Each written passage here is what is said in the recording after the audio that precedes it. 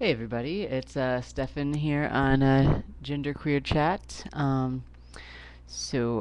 This week I wanted to talk a bit about gender and like working out or exercise.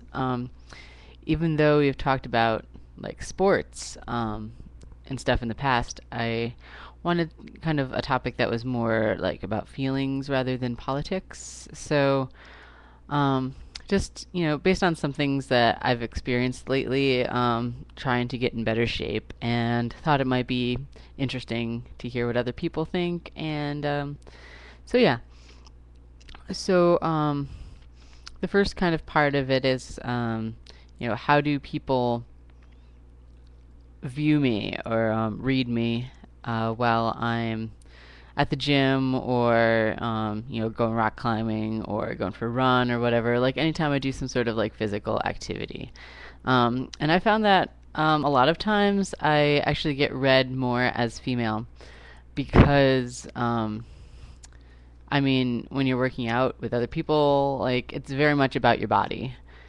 And um, so people are paying attention to other people's bodies, and there's physiological differences between males and females for the most part, and um, I don't know. I still have the physicality, I think, of a female over a male at this point. I have wider hips, and um, even though I don't have boobs, like nobody really notices.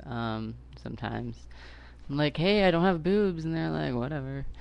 Um, and and I don't have a penis. I don't pack or anything when I work out, so there's an obvious lack of stuff going on in that department.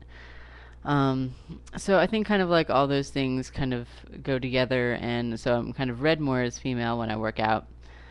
Um, but on the other side of things, I feel more masculine when I'm working out because you're like getting that blood pumping, and um, I feel like raising my testosterones, and you know um, I feel more kind of like butch or masculine or whatever because I get into the competitive spirit, and all these things are stupid like gender stereotypes, but that's just kind of how I feel about it, and it's very interesting to have those feelings coming out of exercise, but then also people seeing me more as female. So it's like, well, what do I do with these two conflicting things? And so, I'm sorry, I'm just trying to like get comfortable here. Um, so I don't know. For the most part, I just kind of like don't worry about correcting people when I'm like in yoga class or rock climbing or whatever, and people shee me. I don't really worry about it. I just kind of try to focus more on, my exercise, my sport, whatever I'm doing, um, and just try not to think about the gender stuff. But um, yeah. So I thought that was kind of interesting, and like, how does the act of working out and exercising either help or hinder thinking about myself as as a gendered being, and also just in terms of like my body. Um, and so I think that it kind of does both because I feel that by working out, I'm uh, coming closer. Oh, hey Rachel, I'm talking. Somebody just tried to break into our mailbox. Oh, really? Okay. Oh, somebody just tried to break into our mailbox. Ooh. Um, so, like, by working out, um, I kind of feel more connected to my body, but then I'm also, trying to get closer to what I think as my gendered ideal. But at the same time, I'm also reminded of how far I have to go to get to there. Um, so it's kind of like both. And and then last week we were talking about sex in Western society, and a lot of people took a lot of different views on that. And I just thought of something interesting I'd share in terms of from um, my schoolwork. I'm taking an ethics class for my library science program, and we just recently had this whole thing about porn and ethics, and how that relates to libraries. And it was in the larger context, okay, of censorship and access to information, right? So basically, we were talking about, oh, well, there's this book by a repressive government. What do we do? Do we keep it in our collection or do we censor it? What do we do? And, 90 some percent of the people were like, oh, well, we have to let everybody have access to it. And we're like, oh, okay, so, there's this, you know, uh,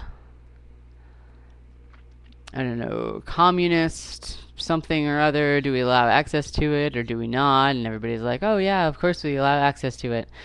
And then finally we get to like, oh, porn on computers. Should we, you know, let everybody have free access to that? Should we impose filters? Blah, blah, blah.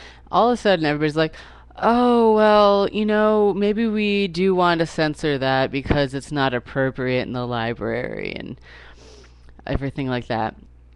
And so it immediately changed from like, oh, well, everybody should have access to this information, even if it's dangerous and whatever. And then as soon as it's sex, they're like, oh, no, no, no, no, no, no, no. We can't allow our children to be harmed by such sexual materials and everything like that. So I made my post and I was just like, what's so bad about porn? Just kind of to stir up debate because I'm like, what is it about sex that makes it different from everything else in society in those terms?